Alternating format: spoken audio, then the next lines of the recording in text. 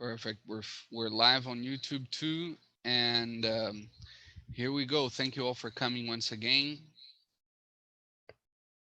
Recording too, which is good. We're here this fine Saturday afternoon. I hope you're all quarantined and at home, safe. Um, it's a pleasure to be here with you once again for this great webinar by Rodolfo Mattiello. And before we start, there's a few announcements. At the end of the presentation, I'm going to ask you to click this link to the feedback form, and so you can get a certificate later on too. Also, to know more about the webinars and upcoming sessions, feel free to join us in our Telegram group so you can get notified of when next webinars will happen. And also, feel free to subscribe to our YouTube channel and click the notification bell, because all the videos of all webinars I have hosted, at least since last year, will be there. We already have Sucon's webinar, and also the events we had 2 weeks ago with Julio Vietas, the webinar week. So please go check those videos later on. A request for you. Very good. I'm not sending the links to everybody. Now I am. You can probably find them on the chat, in the chat box now. And a request, please use the Q&A button here below the screen for any questions you might direct to Rodolfo. And if you want to interact, Rodolfo is going to ask for some answers there. Feel free to use the chat box. Okay, so questions in the Q&A, interactions in the chat box. Let's start with Rodolfo's introduction. Rodolfo Mattiello holds a BA in Languages and of Pontifícia, Universidade Católica de Campinas. I'm sorry, Pontifícia, right? I always get confused when I pronounce that word. Universidade Católica de Campinas, and a master's in Applied Linguistics of the University of Edinburgh with specialization in language acquisition under the usage-based perspective with interest in cognitive linguistics. He's also the founder of Mattiello Consultoria Acadêmica and BELíngue. Is that the proper pronunciation? You go for it. BELíngue. BELíngue, thank you. And an online English school. He has been working as an English teacher since 2002 with experience in public and private schools, language centers, and also as a coordinator. He holds a specialization degree in lesson planning of University of Oregon, educational technology for EFL classes of Iowa State University, and he's also co-authored the book Formação de Professores by Paco Editorial 2016.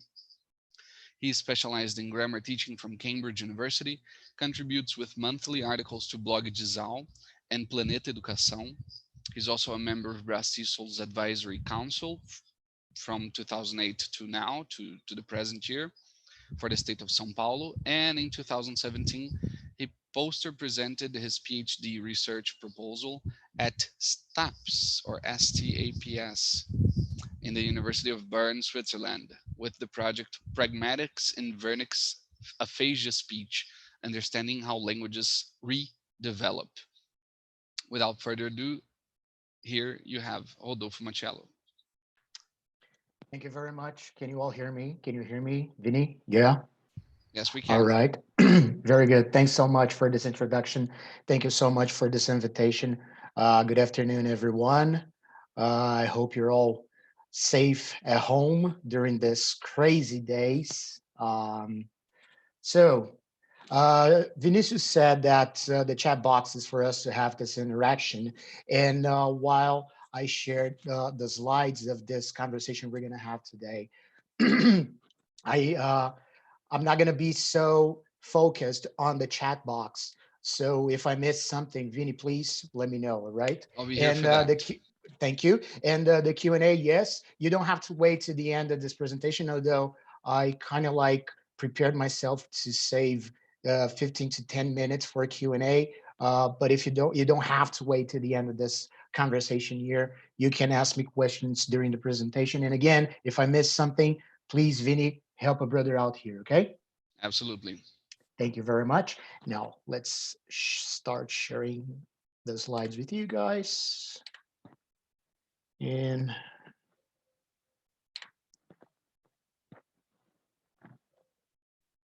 hopefully you're going to see it in a minute. Okay, can everybody see it? Vinny? Yes, we can. Great, very nice. All right, guys, so today we're going to be talking about the mind and brain aspects of language acquisition. And I separated these three topics because even though we're going to talk about language acquisition, some people might think, but Rudy, language acquisition, is it about first language acquisition, second language acquisition? So we're going to see that at certain points, these two these perspectives from second language acquisition and first language, they are pretty much the same. They find themselves some way. So we're going to talk about usage-based learning, grammar construction, second language acquisition, and classroom use. All right. So I'd like to start talking about this passage, this excerpt from Tomasello, one of his books and one of his works. And everybody knows, and for those who don't know, babies start talking after 12 months. So I don't know if everybody has kids here. I don't have kids yet, but I know that after their 12th month of age, they start producing their first words, etc., etc. But the thing is, even though their first word is only produced at 12 months of age, I'd like to call the attention to this part here. These attempts are not aimed at learning words. All right.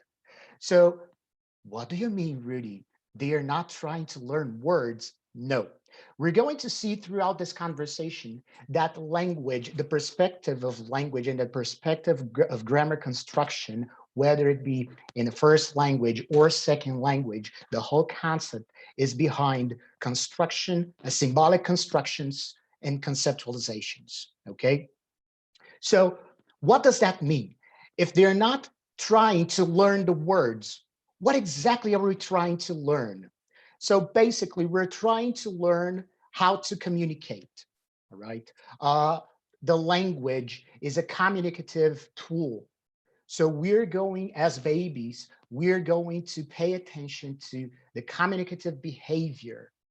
And language is secondary. Language is not the main purpose of learning all these things.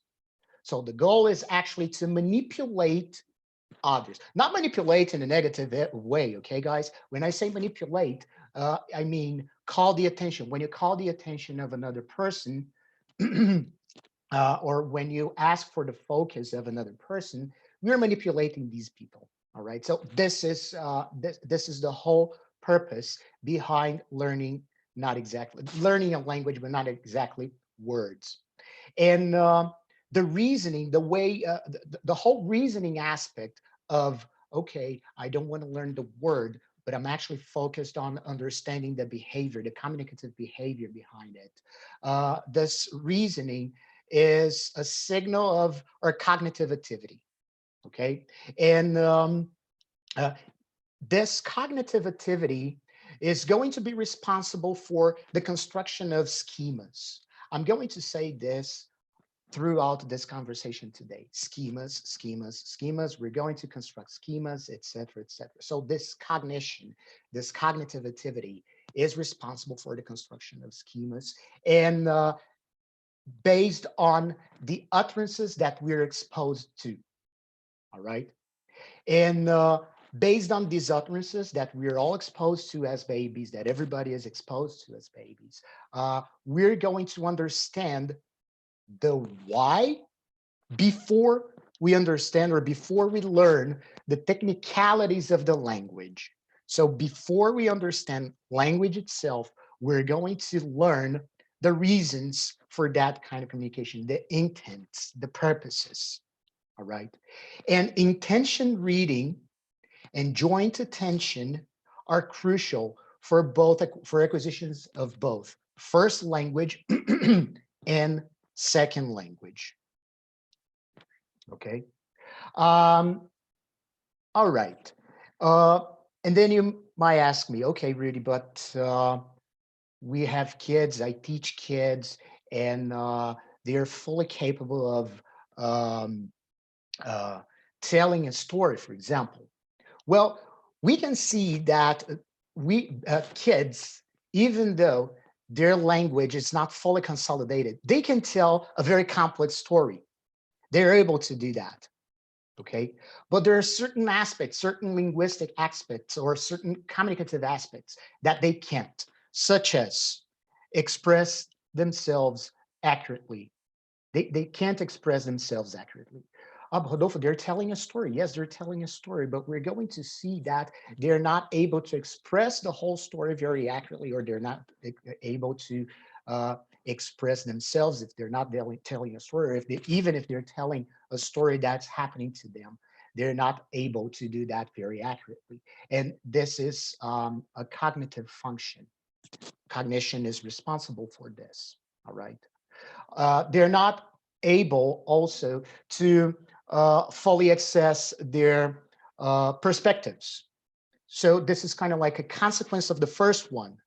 So if they're not able to express accurately yet, they're not going to be able, of course, to access in its entirety. They're not going to be able to access their perspectives. And these two aspects are cognitive aspects. All right.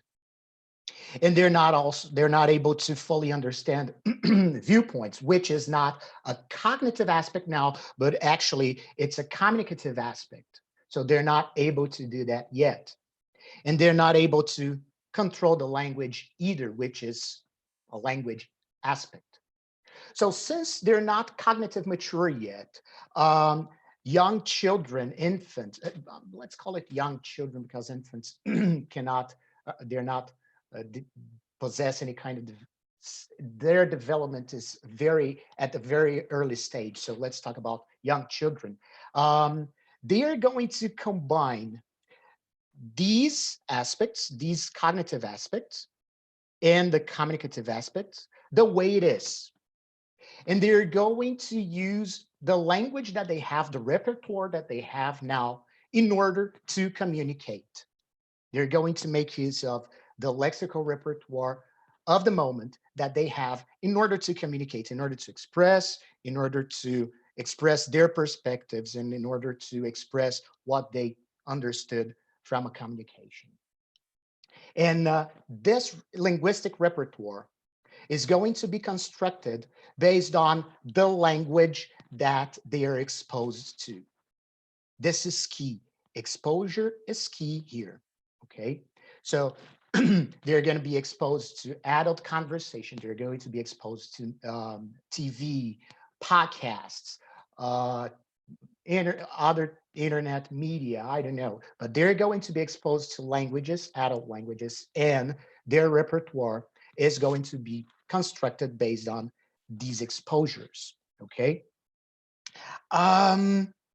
Which is pretty much similar. The situation is pretty much similar to when we're giving classes to A1 students. Considering the CFR, we have A1 students. So this situation, this whole creation of repertoire, not the cognitive aspects, okay, but the creation of repertoire is very similar to when we're teaching A1 students, okay? And how does that work out? So let's imagine the following scenario here. We have a kid. This kid is sitting somewhere in the room, in the kitchen, and we have a parent organizing the groceries that he or she has just bought. And as this parent is organizing the groceries, this person picks up a cereal box And the parent says, let's put it in the top shelf. Let's put the cereal up here, okay? And again, we have a young child or an infant being exposed to that. What is this going to spark, to trigger? The language of this kid is going to be formed, shaped by the manipulative activity seen. What is that? So the kid is going to pay attention to what the adult is manipulating, the cereal box.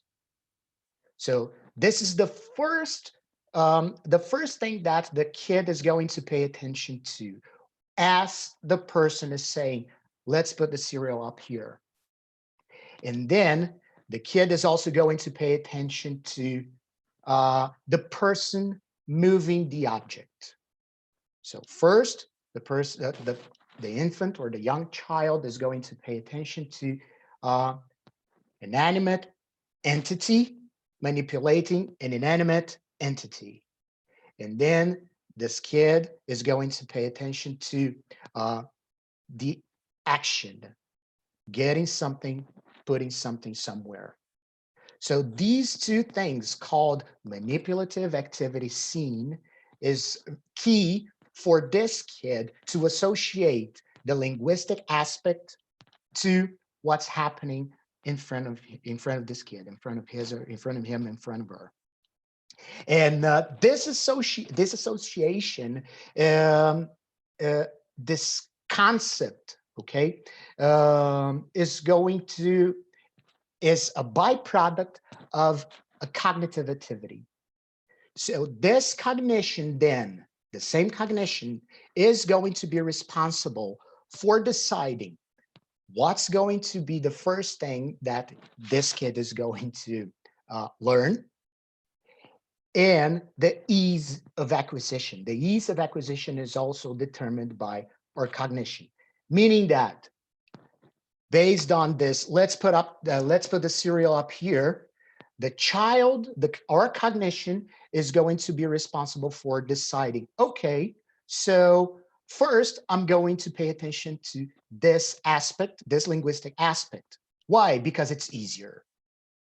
So our cognition is going to be responsible for that. All right, okay.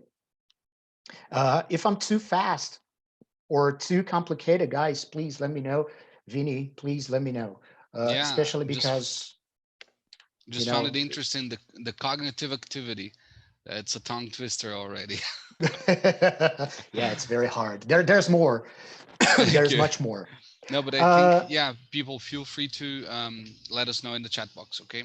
Yeah, please do that. Especially for some reason, I don't have access to the chat box whatsoever anymore. I don't know what happened. But anyway, so Vinny, please let me know, okay?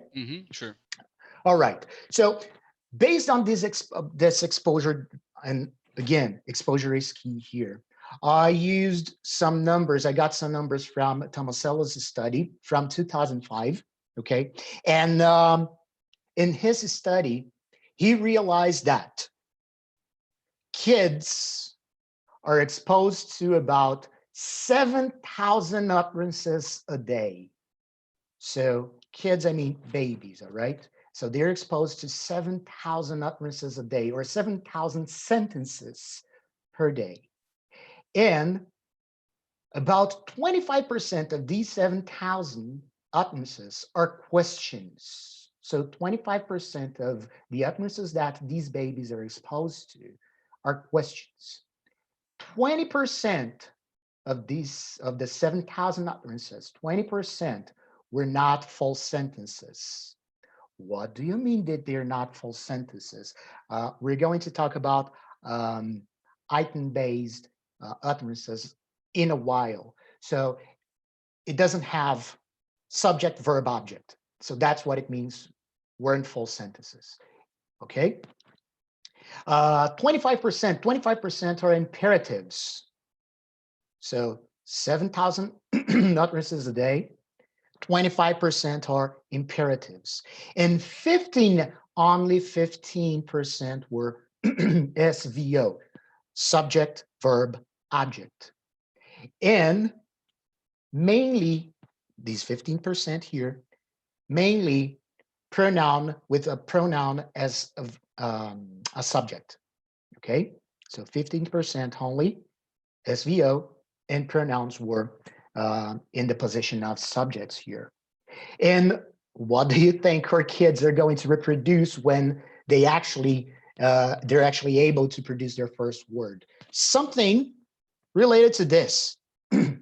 It's going to be super hard to for kids to reproduce something different from this, because these are babies are frequently exposed to that. And they are not, it's not that the case that they decide they're going to choose to learn words. Remember, I told you cognition is responsible for determining the ease of acquisition. So it's not like, oh, I'm going to, in the case of, let's put the cereal up here. So the baby is going to, I'm going to learn let first, or I'm going to learn cereal first. No, it's not like this. Kids are going to pay attention, and their cognition is ready to pick up, to get, to understand, and to learn whatever it's easier.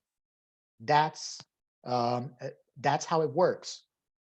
And in a sentence, we know that content words are kind of like highlighted. They are more exposed and more evident, cognitively speaking. Why? Because they are easier, because someone is manipulating, for example, the cereal box.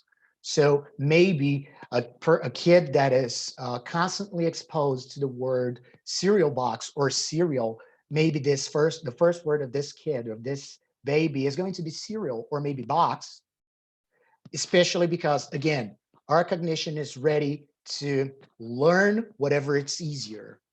So remember, joint attention. The baby is paying attention to an adult manipulating the box. So, oh, box and box all the time. So this association is going to be much easier. Gestures. Verbs are also included because we have actions. I told you the manipulative activity scenes. So gestures are also important in the language acquisition process.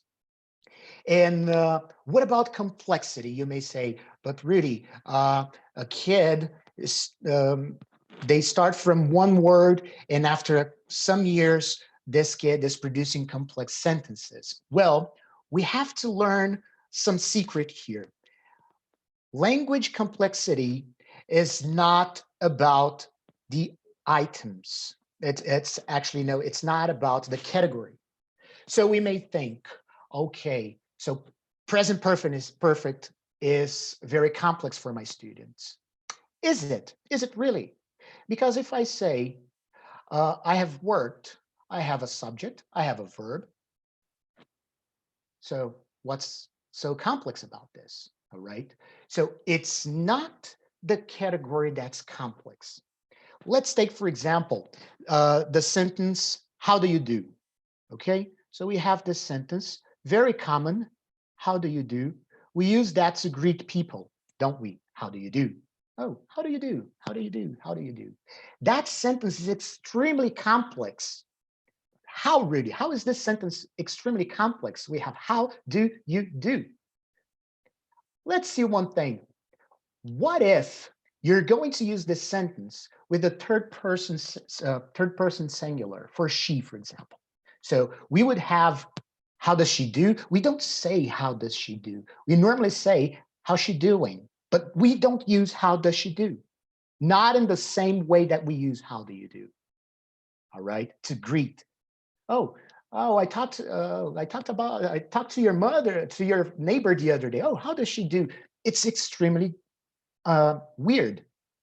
Okay, so that's very complex because the items all together, the relationship of the items The relationship of the items is what brings complexity to the language, and not the category. It's not, oh, it's present perfect. Okay, so that category is very complex. No, it's the relationship of the items and the symbolic representation that these items have, that these items carry, is what makes a language complex or not.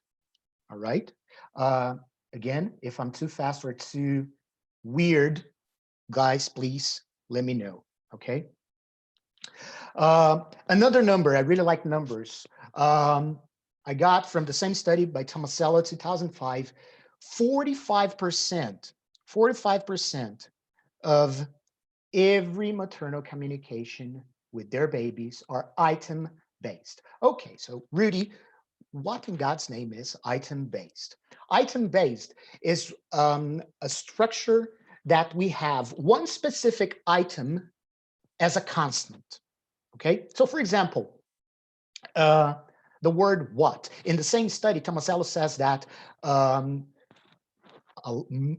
don't remember exactly the percentage, but a lot of the sentences that mommies use with their babies have the word what. Okay, what.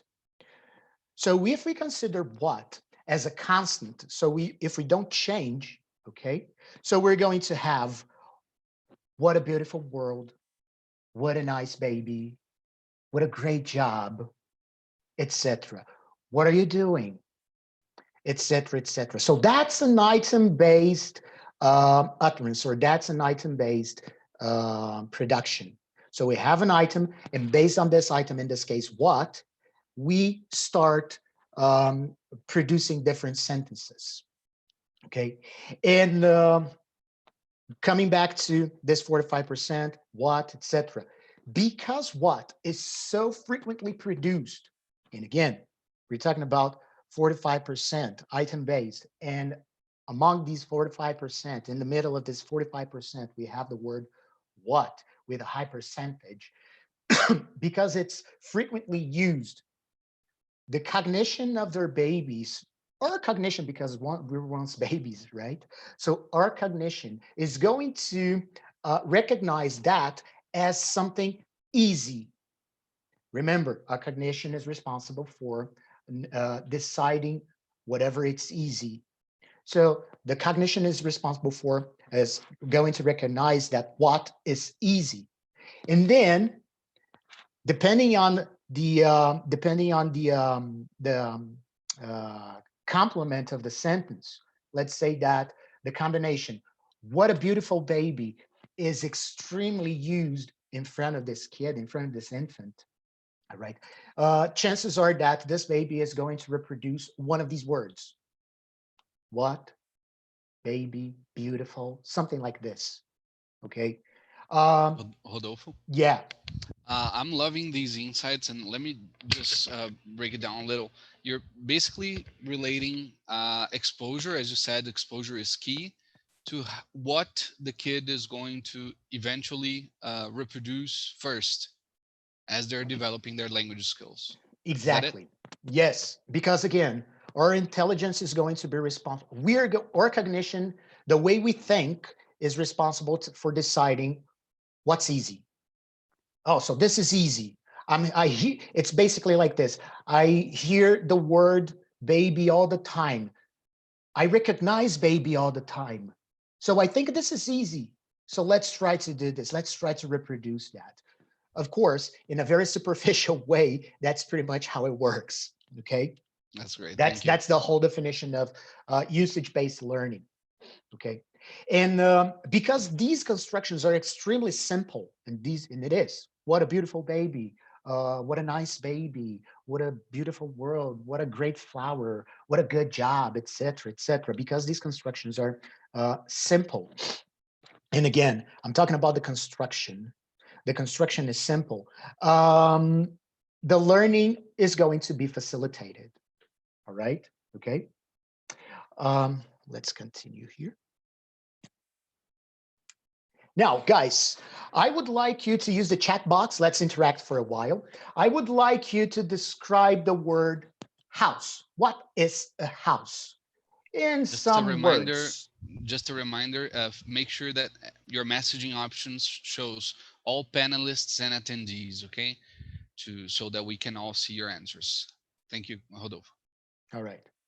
Yeah, Vinny, help me out here because I don't know what I did, but I don't have access to the. Oh, I think now I have access to the chat box again. No, I Yeah, don't. either you can try pressing Alt H. Yeah, I did that. I've been doing this, but See it? it just no, it's not. Okay. It doesn't show me. All right. I can So read. yeah, please, guys, a Um, couple of words in a sentence, okay, just to describe the word house. What is house? okay. Let me see something here.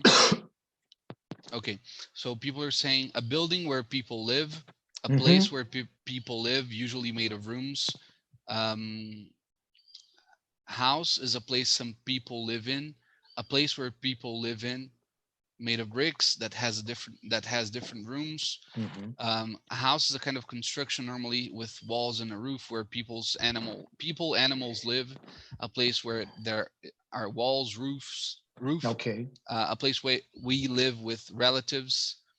All A right. physical place someone lives in, a place to Okay. protect people, so on and so forth. So a safe Okay. place. Okay. Thanks, Vinny. Thank you very much. So you see a simple word, very simple word, and so many representations. We have people saying made of bricks, and then we have descriptions saying where relatives live in, other people saying made of walls. So a very simple word with so many symbolic representations. Okay. This is for a word. And grammar also is considered or can be considered a symbolic representation. We create conceptualizations for grammar, for the relationships that words have. Because we tend to think, I'm going to teach grammar, so let's teach object, determiners, pronouns. Grammar is the relationship that words have in a given language. That's grammar, you know, that's grammar. This relationship is going to determine the rules. So grammar is the relationship that these words have. It can be in an oral situation or in a written situation, but the relationship of the words. And these constructions are used, for example, to express feelings, to express viewpoints. There is a meaning. Every linguistic production has a purpose. Every linguistic production has a purpose. You know, even if we don't know the purpose, we may not know the purpose, but there is a purpose. There's something behind that. Okay. All right. And this meaning, Ronald Langacker is saying, it's here, right here. Okay.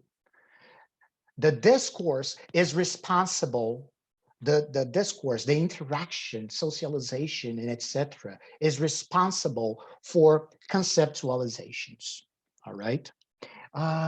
Rudy, you're constantly talking about conceptualizations, etc., etc., etc. I don't know if I understood that much. Okay, so um, our cognition is developed by social stimuli. Okay, and we're going to interact. We're going to talk to people, and as we talk to people, uh, we're going to develop the way we think and the way we organize our ideas. Remember, exposure is really important. We're going to joint attention. We're going to pay attention to what the person is doing. Shared intentions. We're going to analyze the intentions of what the person is saying. What's the person trying to say here? Why is the person saying whatever he or she is saying? Okay, great. Now imagine this scenario. You go to the dentist and the dentist says, open wide. What do we all do? We just open our mouths, like the kid here. That's exactly what we do, right? Open wide. That's what we do. So we all have the same reaction when we visit a dentist, because we all know what the word open means. We all know the words open wide mean. And we've all been to the dentist before. So we have this experience as well, you know. So at first, the combination, let's go back to language now, okay? The words open and wide are understood as a big chunk. We don't separate these two words in our minds. So open wide is as if a big, meaningful block. It has a specific representation. And what's the specific representation? Here. That's why when we go to the dentist and the dentist says, open wide, so we don't break down the sentences, okay? We take this open wide and we understand the meaning of open wide. We have a symbolic representation for the relation that open and wide altogether have, all right?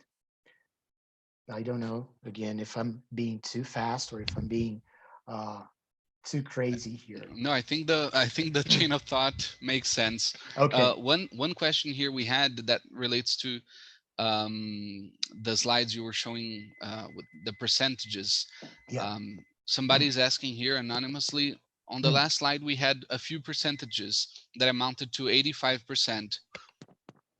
The other 15, the other 15% were broken down, you know, like very small percentages that were considered irrelevant. That's why I didn't show. It's not like the 15% only one thing. No. So we had like 5% this, 2% that, 3% this. So those 15% was that was not a big relevant block. That's why I didn't put there. I didn't insert it there. Okay. That's perfect. Thank you. All right. Thanks for the question. Now, let's understand. We have three sentences here: jar lid factory jar, jar factory lid, and we have differences. Okay. So in the first one that we have here, jar lid factory, we have a factory that produces jar lid. So that's the first symbolic representation that we have for this sentence. And then in the second one, we have lid factory jar, meaning that a jar sitting on the table of a lid factory, for example. Completely different from the first one. And then we have jar factory lid. It means a lid for, I don't know, maybe a specific machine of a jar factory. So we have three different sentences with three different symbolic representations, three different conceptualizations. All right. When we're exposed, for example, to jar lid factory, we're going to analyze the combination of the words and also the phonology, because we do have a different pronunciation, jar lid factory. So we have a very strong jar lid factory, jar, a very strong pitch, jar. Lid is very subtle. And then we have the first syllable of factory, very well pronounced. Jar lid factory, okay? So this is the combination that we're going to pay attention to. And as we pay attention, as kids pay attention to this combination, they're going to start creating schemas. They're going to start create schemas. What do you mean? I mean this, okay? Oh, Rodolfo, you forgot to put something. No, I left the page left in blank purposely, okay? So how do we create schemas? Jar, that's the first word that we have. So we're going to see that we have a jar, okay? And then we're going to have lid.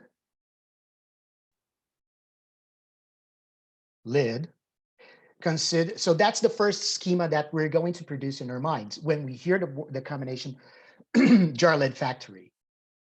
All right, what about factory? So that's the first schema that we design, that we create. Then we go for the second schema. Based on this, we're going to get this block. Let's call it block. All right, block. And we're going to get this block of schemas because I don't have space. And we're going to combine with the word factory. So that's the schema that we produce as we are exposed in our minds, as we are exposed to that sentence. All right. So we create this and then we go for the language. We don't want to know what's an adjective. We don't want to know what's a noun. We don't want to know anything like that. So the first thing we do is to create this schema. Jar combined with lid. Okay, great. And then jar lid factory, jar lid with the factory, the combination, that first schema, that block combined with with factory, sorry. Okay, so this creation of schema is a byproduct of what? Exposure. Exposure. Based on the exposure that we're going to create this schema, and then the linguistic schema. We're going to see in a minute that we're going to develop templates, etc. So we develop these not only representations, these conceptualizations, but we also going to create linguistic schemas. All right, so let's move on here. Now, remember the words that I said that are the words, no, the constructions that were item based, right? We have an item, and based on that item, we complement. And item-based formations facilitate the schema formation because it's easier to generalize. It's when I say generalize, it's easier to use the same schema, that template that we developed, that we created. It's easy to use this template in other situations with other words. So in our minds, we notice a constant. What's the constant, for example? Whata, whata. Okay, whata. Like here in what a good doggy. So whata is a constant because again, a high percentage of utterances that we're exposed to start with what and then whata, whata, whata, whata. So that's a constant. And then we have variables. What are the variables? Good doggy, good boy, good girl, etc., etc., etc. So considering that grammar is the relation that words have in a given sentence, and then we're going to create representations for these constructions. The generalization of the scheme is going to be reproduced in attempts of speech attempts. So I understood, I created a representation, I have a schema, a template. Great. So let's try to use it now. What a good doggy. What a good boy. What a good girl. What a good teacher. And we might have some mistakes as well, because again, we pay attention also to the context. Maybe the context is not the right context for what a blah, blah, blah. Okay. So that's why kids, when they learn something, they try to use that something, that linguistic something everywhere. And we have weird situations sometimes. All right. Rodolfo, Yeah, may I just share what I remember from, I think it was Nina's book, How Languages Are Learned. sure. She says that one kid was constantly listening to their father say, I'd like to propose a toast, I'd like to propose a toast, always raising the glass. And then he eventually tried to manipulate the word and said, I'd like to propose a bread, or I don't know. It was something Yeah. very funny. He got frustrated, of course, but it works just like the way you said it. Yes, and this is one of the books that I'm going to mention in a minute here because I use Nina and Patsy's book, How Languages Are Learned. Yes, because the kid understood, I'd like to propose as a big chunk, okay? So what's the representation of this entire thing? The whole context, like, okay, I'd like to propose something. I'd like to offer something. So that's the whole function of this chunk. And what's the variable? Toast, bread. And of course, we do have in the schema creation, toast is like bread, you know? So I'd like to propose a bread. But of course, it doesn't make any sense. And because it's a kid, it's funny, etc., etc., etc. Okay. So, and when we're developing the grammar, the relations, the word relations, especially in L1, our focus is what the word class does. Okay. Sorry, the word is not on what the word class does. It's not one. It's not on nouns. It's not on adjectives, pronouns, etc. Okay, it's about the context. It's about the representation, the intention of that relation. So the chunk, as Vinny just said, I'd like to propose, plays an essential role in the grammar construction, because our cognition is going to be activated based on exposure to this. I'd like to propose it. Okay, so our cognition is going to be activated in order to conceptualize this construction, to make a symbolic representation of this construction. I'd like to propose it. Okay, so we make symbolic representations for grammar.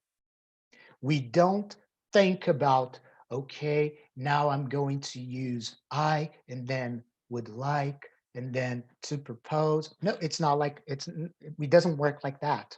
Okay, it's about the whole chunk. The whole chunk has a meaning. I'd like to propose has a symbolic meaning, and then we have the variations. Okay, the lexical the lexical selection is not random either. We have a constant. What is the constant? I'd like to propose or what in the case of doggy, what okay. And the cultural factors, the cultural aspects are going to be responsible for the selection of words. In the case, in this example that you said, Vinny, for instance, what was the cultural aspect? Toast and bread. They belong in the same category. So if I say I'd like to propose a toast, why not? I'd like to propose a bread, you know?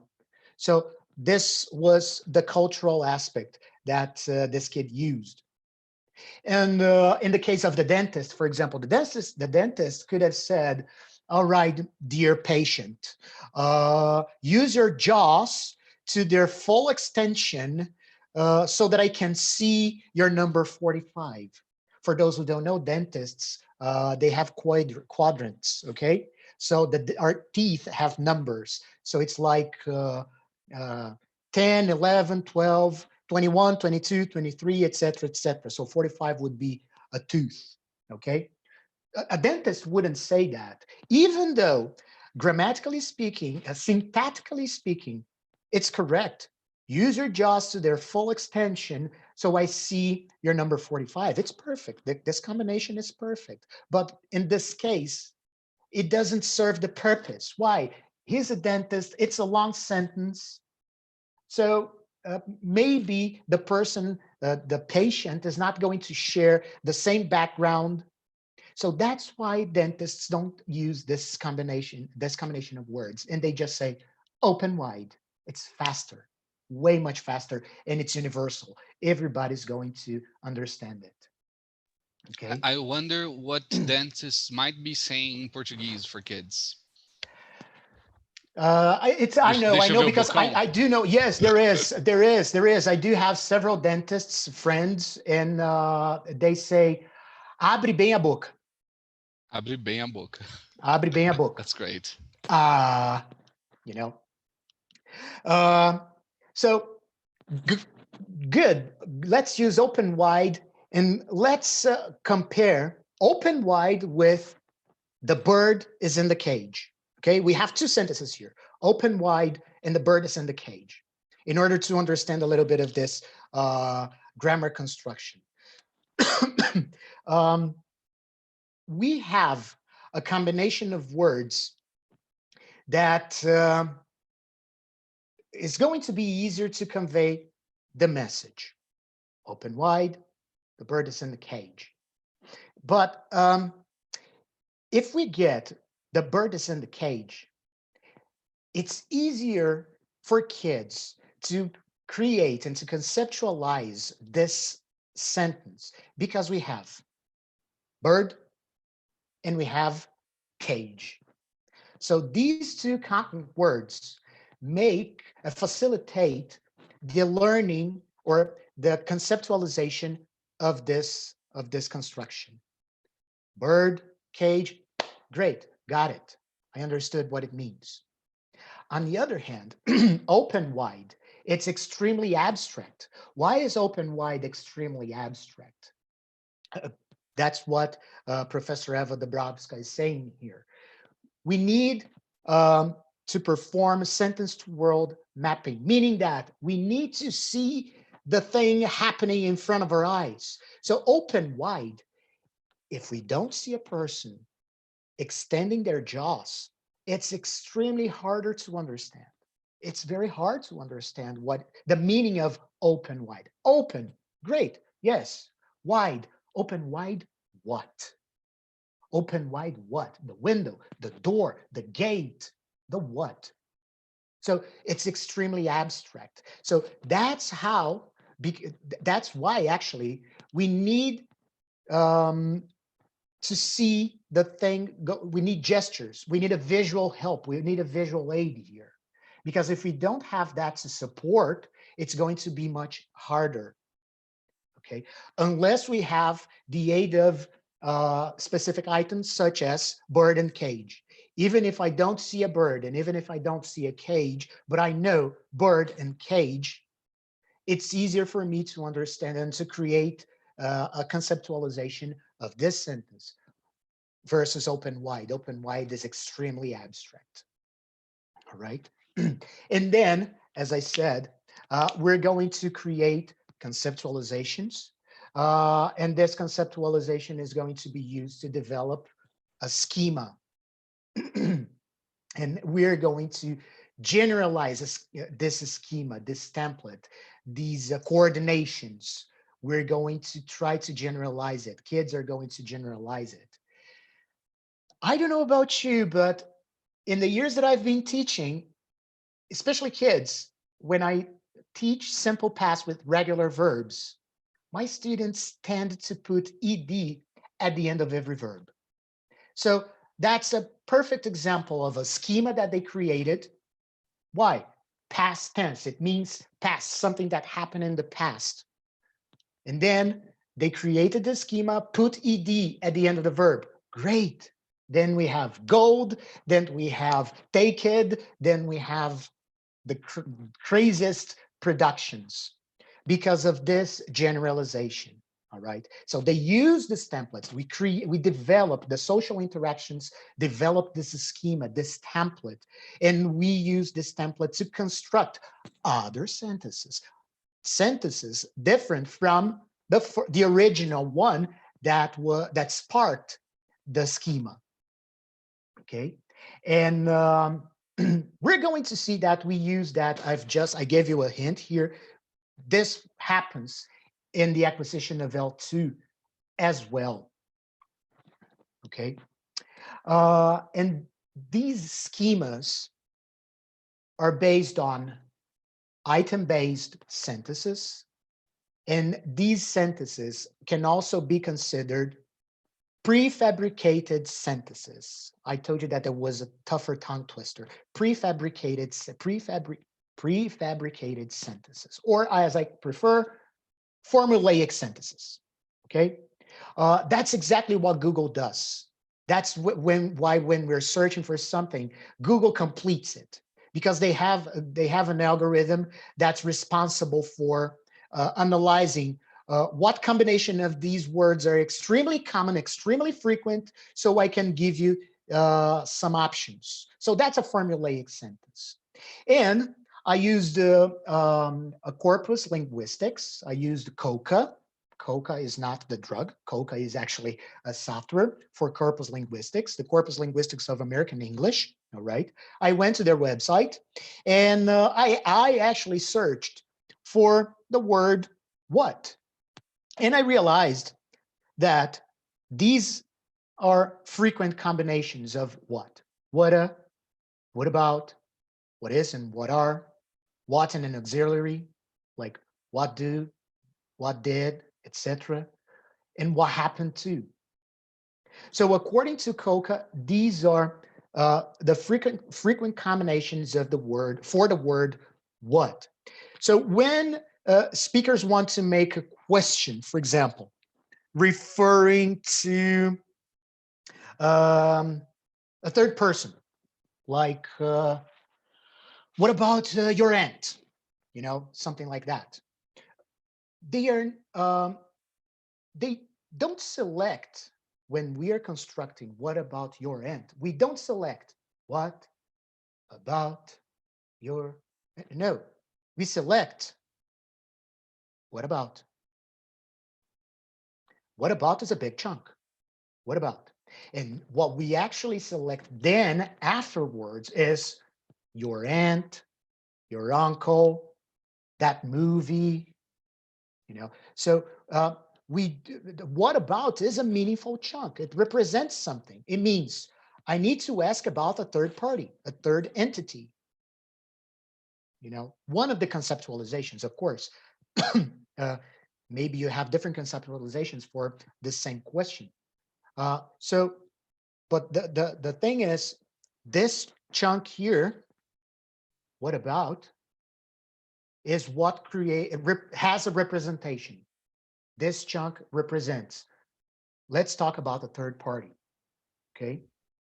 Can I consider that it's also possible I'm using this chunk to ask, for example, or to suggest something? Yeah, sure. You're All still right. talking about the third entity. Okay, which is that something I'm suggesting? Yes, like, uh, oh, what about, let's suppose you're going to buy a car, and what about Toyota? So you're still going to, the representation is about the third entity. Or if you're using what about in a very specific situation very frequently, like buying cars, maybe your conceptualization for what about is not necessarily a third entity, something, nothing general, but something more specific, like talking about a different car, you know? So it all depends on the frequency that you use that chunk, okay? So I told you that I was about to mention Patsy Lightbown and Nina Spada. When they said that from the cognitive perspective, the practice leads to language development, it means that let's talk about adult learners, okay? Adult learners in an adult engaged in an adult conversation, they're exposed to about 300,000 words, 300,000 words per week, per week. So from Monday to Friday, engaged in an adult conversation, it's over 300, okay? I'm kind of like, you know, I like round numbers. It's easier for me. So, but it's about around over 3,000 words per week, okay? Which means that there's formulaic sentences involved. Formulaic is very frequent in this conversation. And we're going to acquire this formulaic sentences. Even as adults, we learn. We learn. I like to use an example from 2014 when we had the World Cup, and Neymar used I still don't know what it means, the sentence "etois." I still don't know what it means, but it was something new, and we acquired that. I saw so many adults reproducing "etois," "etois," And I was like, okay, so that's a linguistic phenomenon. Um, so adults also acquire formulaic, new formulaic sentences, okay?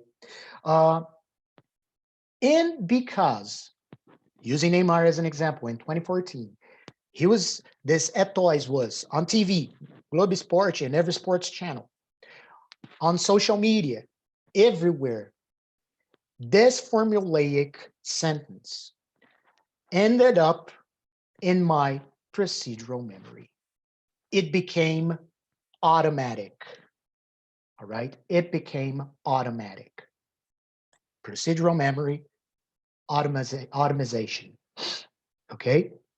Uh, it's natural, became natural for me. I didn't have to actually engage into thinking, toys, I need to use, when do I use it? No, I don't use reasoning to use that chunk.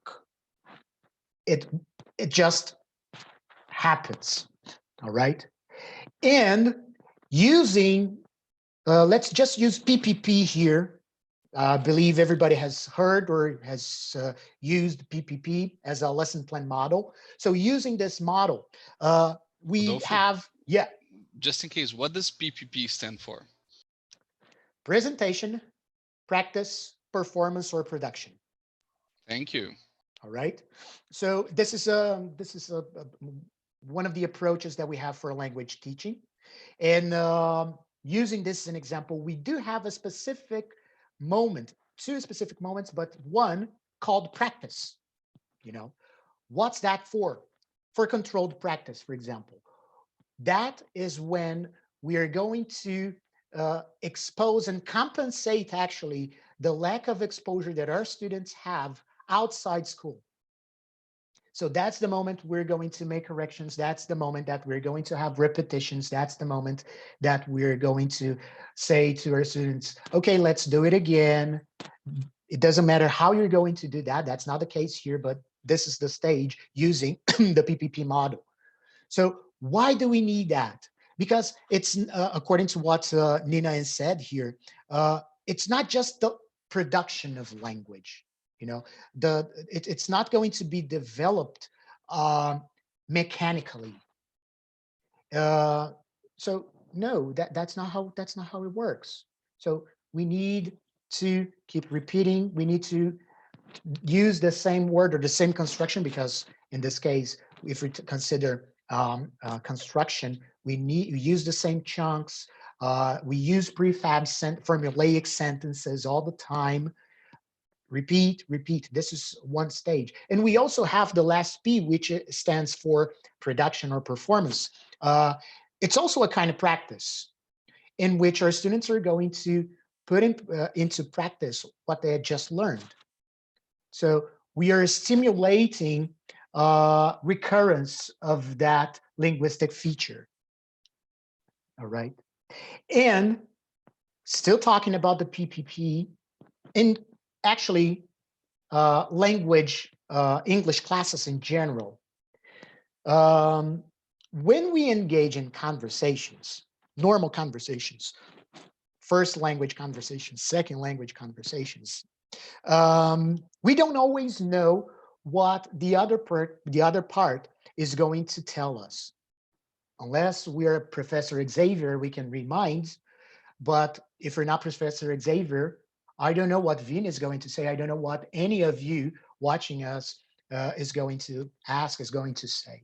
And this is great because of this unknown, you know, because of this unknown aspect of the language.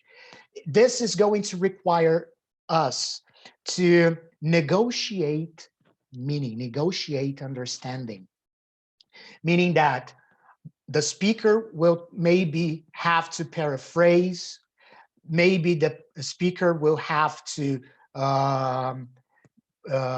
shape up intonation, and the hearer also has to negotiate. In the book that I co-authored, Formação de Professores, I use the schema that Professor Norman Sigalowitz used for decoding when we're exposed to a second language. And one of the things is to decode what's being told to us. So we have to decode. If we can't decode, we have to find strategies. We have to find ways to negotiate until we do have a conversation in which both are aligned on the same page. And that's why I said PPP in the performance or production phase is normally the moment that we provide a task to our students and let them fly. Or TBL, if we use task-based learning, is the same. You provide a task, have them communicate, have them find their own strategy and perform an activity. Why? Because we don't know, the students won't know if it's in pairs or in groups, whatever. They won't know what the other is going to say. And this not knowing will force our cognition to negotiate that. So, oh, I didn't understand this chunk. So what am I going to do to understand? Am I going to ask a question for clarification? I don't know.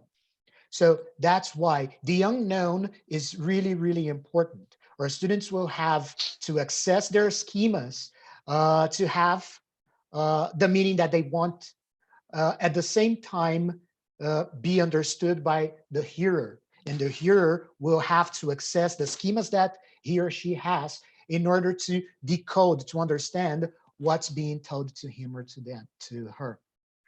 All right. Rodolfo, Yes, sir. I think we have 15 more minutes still for the Okay. end of your presentation and questions, but I was thinking here as you were explaining, um, we might have even that happening. We can see that happening even with pre-syllabic kids, for example, in which they point to something, and then there's this negotiation, like of the parent or a relative asking, "Oh, do you want that? Do you want the bottle or something?" And they have to nod and agree and see if what they mean is true Yes. or correct. Anywho, Yes. No, that's it. Pointing, a couple of years ago in Caxias do Sul, I presented a workshop, and pointing is a it's considered a pre-oral type of communication. So the fact of pointing and nodding and gestures means that cognitively we have some sort of development, because we have a negotiation, we have a strategy going on, the way the way the cognition of that infant allows, of course, but we do have uh, we do have a cognitive development happening, even though they're not able to express, to put that into words yet. Okay. And then you may ask me, but Rudy, are my students going to learn English, for example, as a second language here from scratch? Like, because they don't have any schemas in English yet. They don't have anything yet.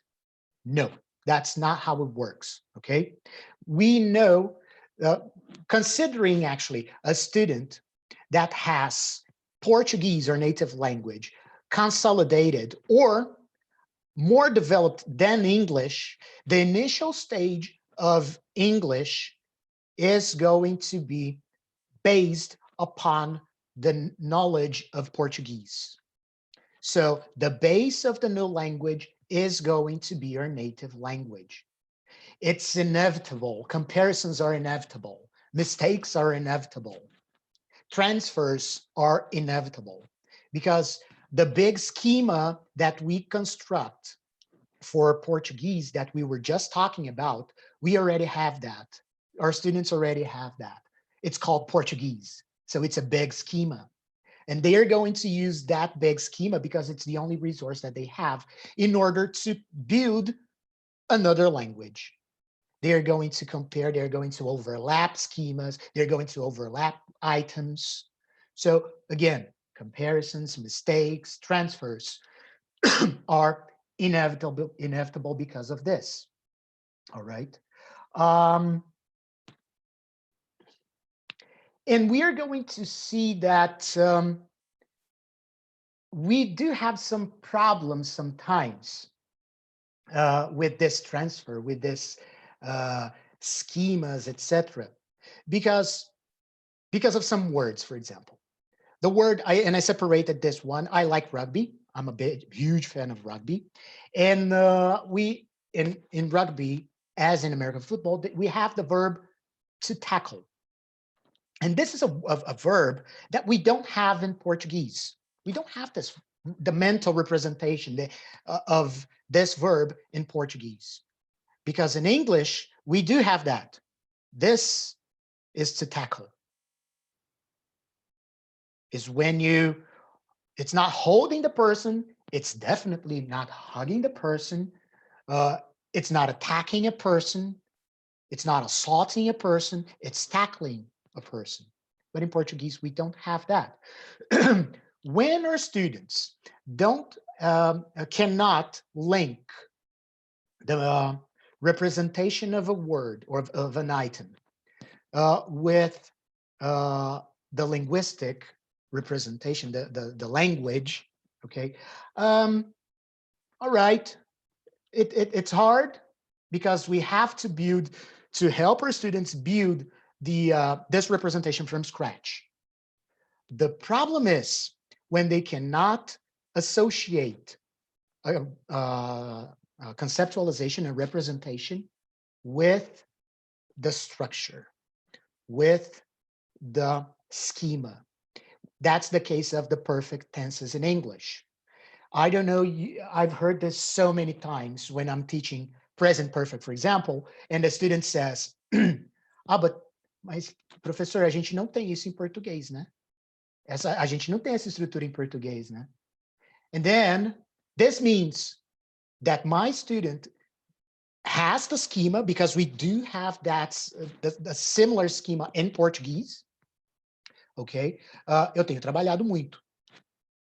I've worked a lot. I don't see different schemas here. So we have a big problem here because we need to make the students connect the representation of that combination. I have worked a lot. This has a meaning. The entire sentence has a meaning. Not that the person has worked a lot, but what is expressing, how it's used, to the schema that they already possess.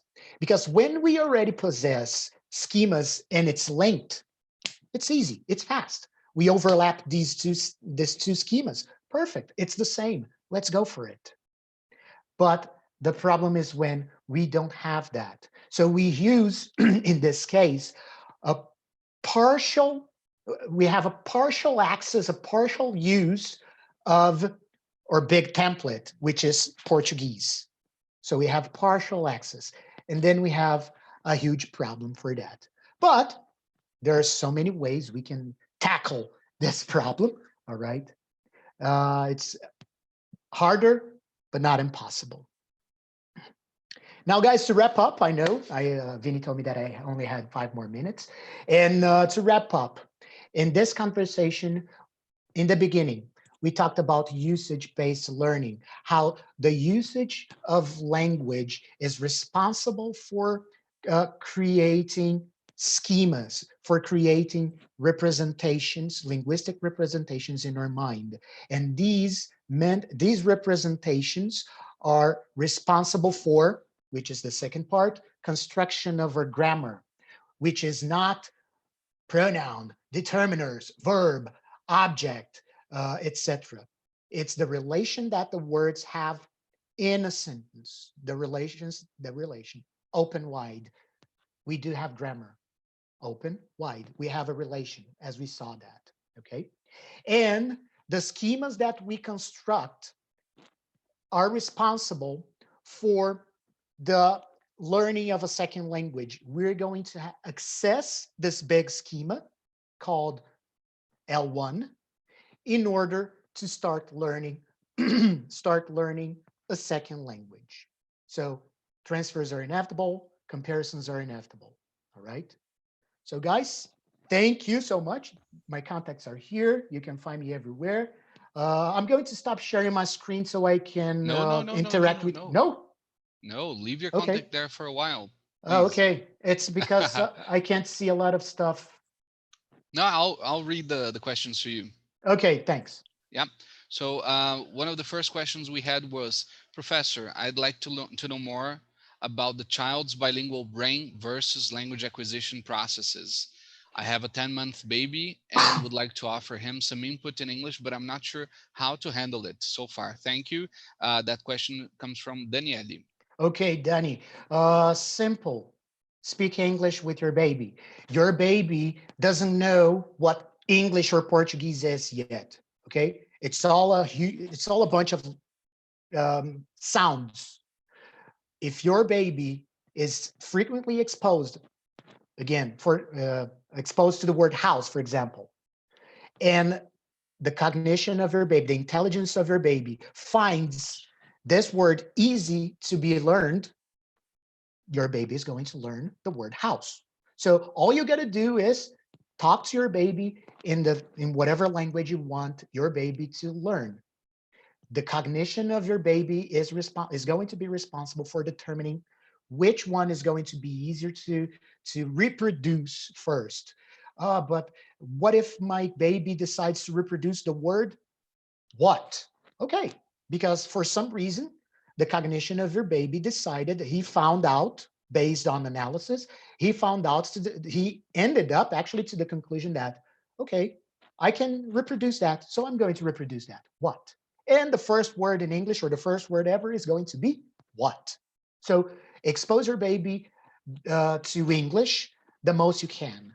So keep talking English, keep communicating in English. It will come out naturally.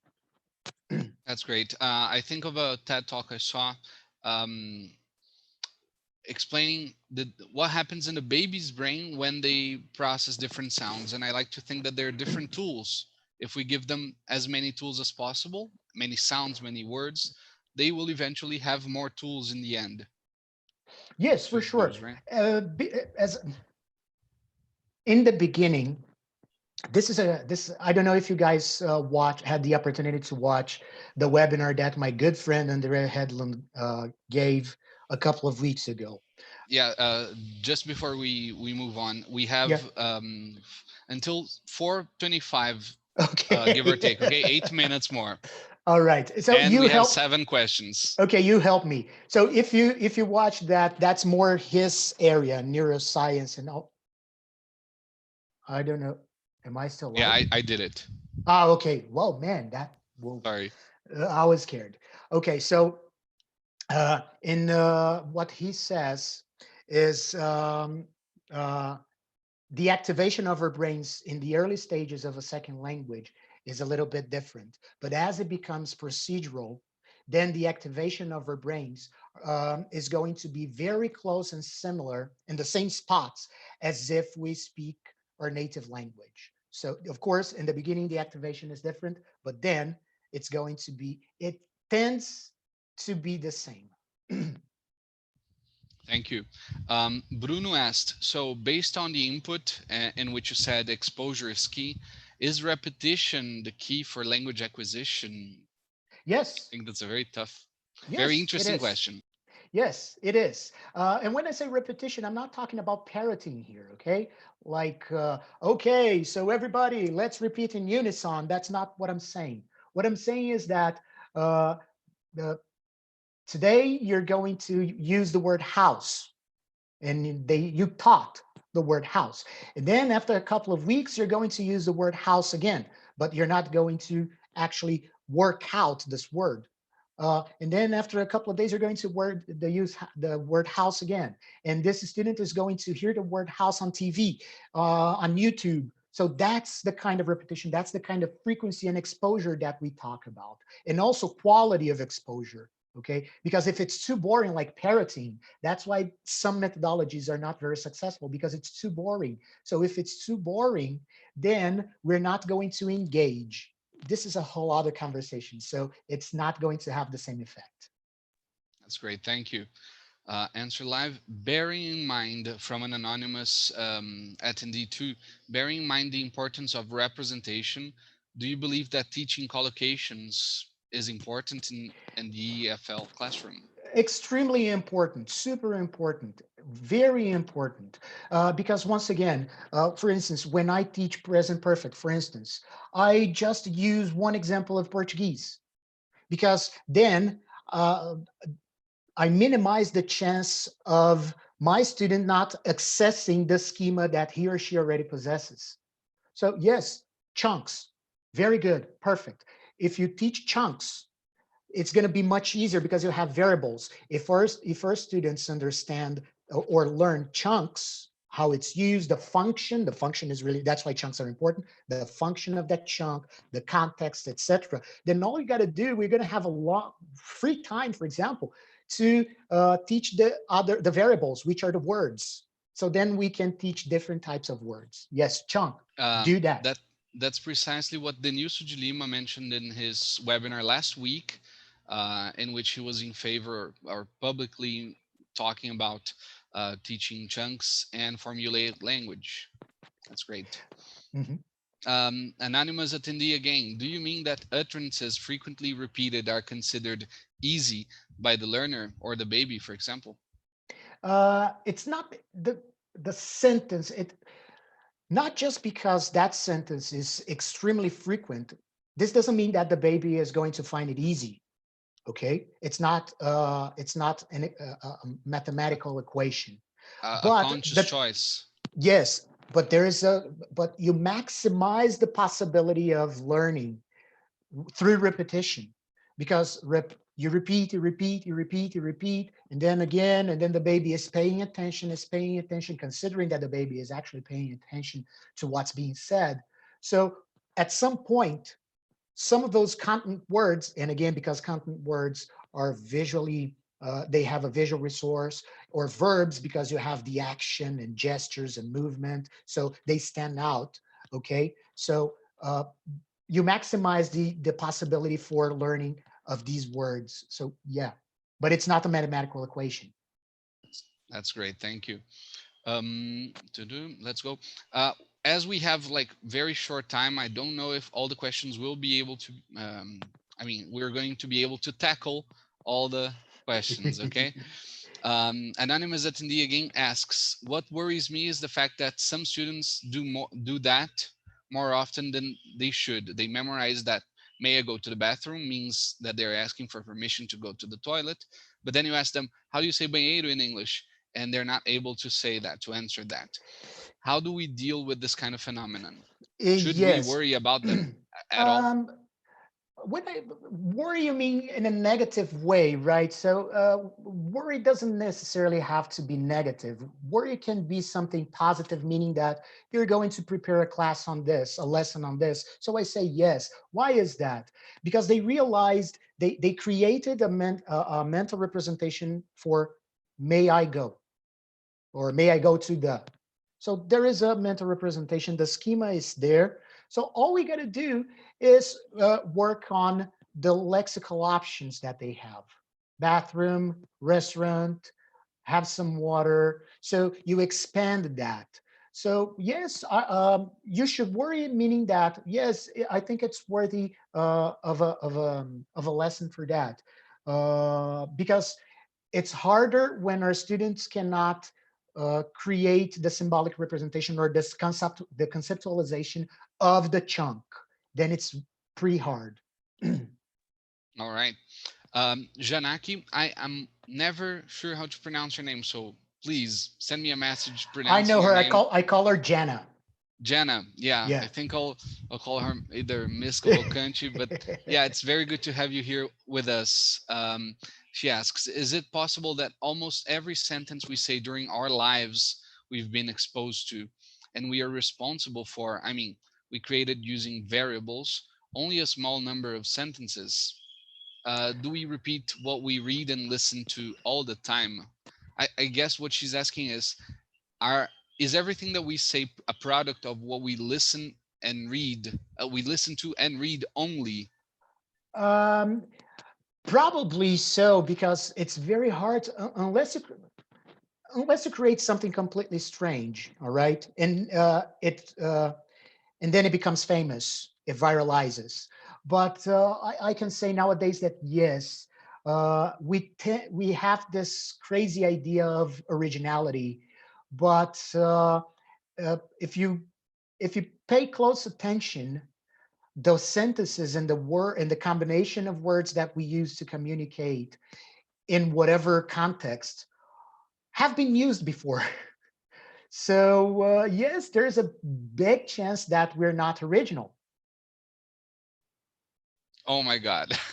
Especially if we think of maybe an additional language, right? We are not able to produce something that we don't know or haven't never heard in Hungarian, for example. Yes, I mean, we can be creative, all right? We can be creative, as if we can be creative not only in the combination, but we can be creative using a meaningful chunk in a different context. Or even a So word that, for that matter, right? We can like, coin a new word. yes, like in the example of the book, the book of Nina and the Lightbound. I'd like to propose a Brad. You know, Mm, that's creativity happening, and it's also part of a cognition. The problem was it doesn't make any sense because it's not appropriate for the context. Maybe there is a context. I don't know, Master Chef. Maybe if I say I'd like to propose a bread in Master Chef context, that's acceptable, and you know that would be okay. That's great. Or um, tá sem tampero. Just kidding. What? Oh yeah. Tá sem tampero. Um, just like two more questions we'll be able to tackle. Bruno asking, is it valid then to teach students some chunks and then they play with the pragmatic axis? Sure. Is it also why drilling works? Yes. Again, I'm not getting into the details of the drilling that you're doing, but yes, the pragmatic effect, the whole thing is about pragmatics here. The effect that what we're saying is going to have on the person that's interacting with us. Great. And that's how the acquisition is going to be facilitated, because if we use the same chunks with different people, we're going to see different reactions. And then we're going to enrich our repertoire. And we're using our cognition again, because we're going to create different schemas. Okay, so for Vini, I said this, it worked. For Nina, I said this, it didn't work. For Jenna, I said the same thing, it worked partially. So we start creating schemas. Yes, that's basically that's why drilling works. Yes. I think the Etoys example explains that. If I get to my father and say Etoys, he's probably going to be like, "What do you mean?" Yeah, that's Oh, great. really? So etoys is like a nice. I think it is. Okay. Stefan gave us the probable definition of why it happened, but yeah, somebody also posted that it was like something that they were playing with words. I don't remember Okay. Thiaguinho and Neymar, I think. Okay. But thank you very much, Bruno. If it's the Bruno, I think it is. It's great to have you here. And last question that I had already seen in the chat box, and I wouldn't like to leave the webinar without answering it. Denise missed the definition of lid factory jar, the second sentence, the second noun you showed us. Lead factory jar would mean Yeah. a jar that is sitting on the table of a lead factory, for example. So A there's factory that produces lids. yes, yes, yes. Okay. So you have a factory. This factory produces lids, and for some reason there's a jar on the table. So lead factory jar. So this is one of the representations that we may have. That's great. Thank you. Two things then. If you haven't taken the time, there are no questions from YouTube, but Pedrina is thanking you for the insights. Also, other people there. I think Elena from Russia, she's thanking you too, and also people here. I think you can show Rodolfo your appreciation and love too. For the questions that haven't been answered, can people get in touch with you so that you Yes, for sure. can You can shed some light follow. into the topic? Sure, you can follow. You can follow me on Instagram at Mattiello You can just point Consultoria. like this. You can just point like Oh, this. yeah, yeah. I can see now. I Yeah, see here. at Mattiello Consultoria. You can follow me on Instagram. You can follow me on Facebook, on LinkedIn, Twitter. We're also on Twitter. We're also on the Spotify with the That's shows Chá great. Pedagógico that André Edwin and I have. So we're also on Spotify. Email, you can email me. There's a website, mattielloconsultoria.com.br. We have courses. Some of the books you're going to post the Yeah, references, right? I'll share them in the Telegram group. So please make sure that you're there if you're interested in getting the slides, the links, the references, and Marcello's Rudy's contact information. Exactly. So you can find me everywhere. That's perfect. Thank you all for coming once again. Stay tuned for upcoming webinars and see you soon. Thank you, Rodolfo. Thank you, guys. Have a great weekend.